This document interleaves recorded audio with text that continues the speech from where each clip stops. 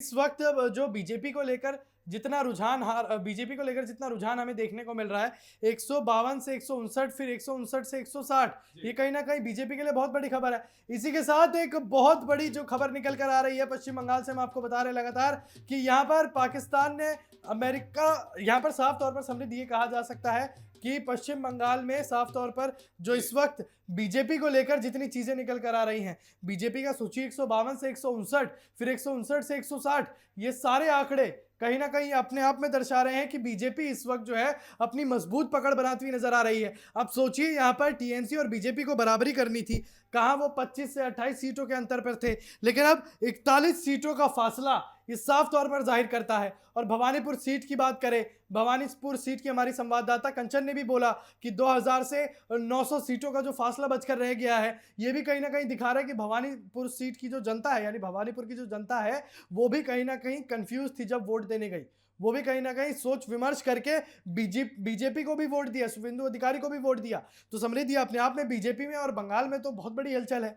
बिल्कुल, देखिए बहुत बड़ी हलचल इस चीज को लेकर भी है कि आखिरकार जो आंकड़ा पहले 2000 का चल रहा था वो घटते 900 में रह गया। तो ये कई सारे संकेत अपने आप में भी दे रहा है कि आखिरकार क्या सच में जो है यहाँ पर अब संकट में कुर्सी आते हुए ममता बनर्जी की दिखाई दे रही है। क्योंकि बीजेपी तो लगातार देखिए जीत की दावेदारी ठोक रही है, और क्यों ना ठोके, देखिए राजनीतिक दल है, लेकिन 160 का आंकड़ा अगर बीजेपी पार कर रही है तो एक चिंता या यूं कहे कि दिल में धक धक तो ममता बनर्जी की भी जरूर हो रही होगी और उनके तमाम कार्यकर्ताओं की भी हो रही होगी। क्योंकि आपको बता दें कि अब जो है अब बंगाल सिर्फ एक रण नहीं है, देखिए आने वाले चुनावों का नैरेटिव भी बीजेपी के लिए सेट करेगा। बिल्कुल, कि किस तरीके से जो है अब यहाँ 2027 में जो विधानसभा चुनाव है उनमें किस तरीके से भूमिका सेट हो सकती है, और सबसे जरूरी चीज ये है कि 2029 में जो लोकसभा चुनाव होंगे उसमें कितना इजाफा जो है यहाँ पर बीजेपी को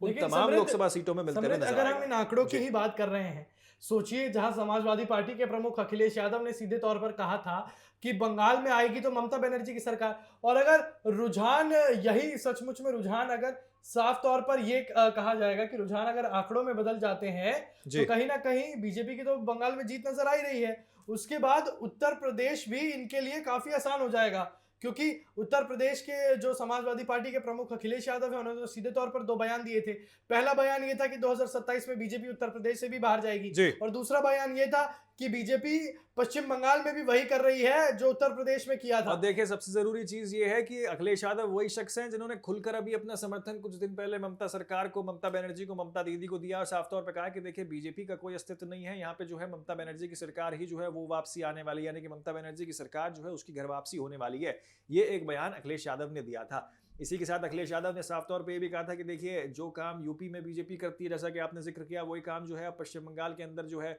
वो बीजेपी करते हुए नजर आ रही है। ऐसे में देखिए इस चीज का भी संकेत है कि क्योंकि देखिए अब देखिए ज्यादा समय रह नहीं गया, 1 साल से भी कम का समय रह गया है पश्चिम बंगाल के बाद अब जो है यूपी में चुनाव होने, उत्तराखंड में चुनाव होने। ऐसे में यूपी क्योंकि अपने आप में बहुत बड़ा सूबा है, बहुत महत्वपूर्ण यहाँ की राजनीति मानी जाती है, तो यहाँ की राजनीति में आखिरकार कितना असर पड़ता है, और तमाम बयानबाजियां जो इन सभी दलों की ओर से दी गई थी, अब उनको क्या आईना दिख जाएगा जब बीजेपी की सरकार अगर बन जाएगी एक बार। और दूसरी चीज ये है कि देखिए यहाँ जिस तरीके से संवेदनशीलता एक बहुत बड़ा मुद्दा है, उसी के इर्द गिर्द जो है अब ये सारी चीजें गुजरते हुए नजर आ रही, क्योंकि हुमायूं कबीर के ऊपर हमला होना जो खुद टीएमसी के हिस्सा थे, उसके बाद यहाँ पर शुभेंदु अधिकारी का बयान सामने निकल के आना, जहां साफ तौर पर उन्होंने ये कहा कि देखिए अब जो है यहाँ पर पश्चिम बंगाल के जो हिंदू हैं वो सतर्क हो गए, और उन्होंने बढ़ चढ़कर जो है अपने घरों से बाहर निकलकर मतों का प्रयोग किया और ममता सरकार के खिलाफ जो है वोट डाला है। समृद्ध, ये कहना गलत नहीं होगा कि ये जो आंकड़े निकल कर आ रहे हैं, बेशक ये रुझान के आंकड़े हैं, लेकिन जैसा कि सबको पता है कि काफ़ी ज़्यादा जो राउंड निकलेंगे अब चुनाव के निष्कर्ष के नतीजे, वो नतीजे तय करेंगे कि बंगाल में चुनौती सबसे ज़्यादा बढ़ती जा रही है। पश्चिम बंगाल में साफ तौर पर जो है दिक्कतें बढ़ती नजर आ रही हैं। तो इसी के साथ दर्शकों हम सीधे बढ़ते हैं अपने न्यूज़ रूम की तरफ, न्यूज़ रूम से लाइव की तरफ, और सीधा आपको आगे की अपडेट्स देते रहेंगे। बीजेपी यहाँ पर लगातार देखने को मिल रहा है, और लगातार जो रुझान सामने आ रहे हैं, कभी जो बीजेपी लगातार जो है आगे, और बीजेपी को लगातार यहाँ पर जो है बढ़त मिलती हुई दिखाई दे रही है। प्रिया, जिस तरीके से बीजेपी को यहाँ पर लगातार बढ़त मिलती हुई दिखाई दे रही है, तो कहीं ना कहीं अगले ही पल तस्वीरों में ये भी बयां हो रहा है कि किस तरीके से टीएमसी भी जो है आगे जाती हुई दिख रही है, और इसी को लेकर जो बीजेपी के तमाम नेता हैं वो लगातार यही बयान देते हुए नजर आ रहे हैं कि इस बार जो है बंगाल में से ममता दीदी का किला जो है वो पूरी तरीके से साफ होने वाला है। ममता दीदी जो है उनकी एग्जिट आज बंगाल में से होना तय है। लगातार बीजेपी के तमाम नेता ये कहते हुए नजर आ रहे हैं। लगातार बीजेपी कार्यकाल में लगातार इस वक्त जो है जश्न का माहौल जो देखने को मिल रहा है, लगातार जीत का अनुमान यहाँ पर जो है प्रिया लगातार जो है देखने को सामने आ रहा है। बिल्कुल कोमल, देखिए जिस तरीके से टीएमसी और बीजेपी की लगातार टक्कर देखने के लिए मिल रही है। सबसे पहले अगर हम बात करें भवानीपुर से, तो शुभेंदु अधिकारी जो है आगे चलते हुए नजर आ रहे थे, लेकिन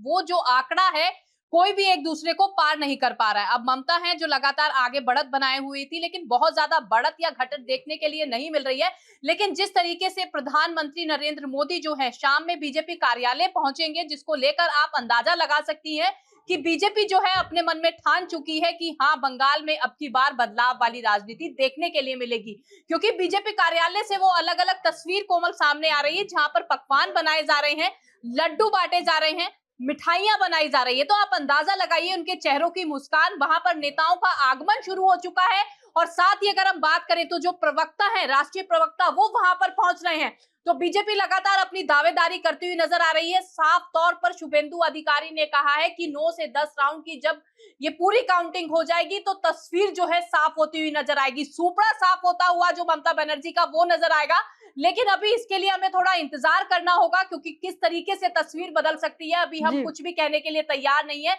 लेकिन दमखम के साथ जो चुनावी मैदान में बीजेपी की सरकार नजर आ रही है, वहां पर उनके नेता नजर आए, तो दमखम के साथ जब मैदान में उतरी तो वहां पर एक अलग तस्वीर देखी गई, युवाओं को रुझाने की कोशिश की गई, साथ ही महिलाओं के लिए जो वादे और दावे किए गए हैं वो भी देखना होगा क्या दावे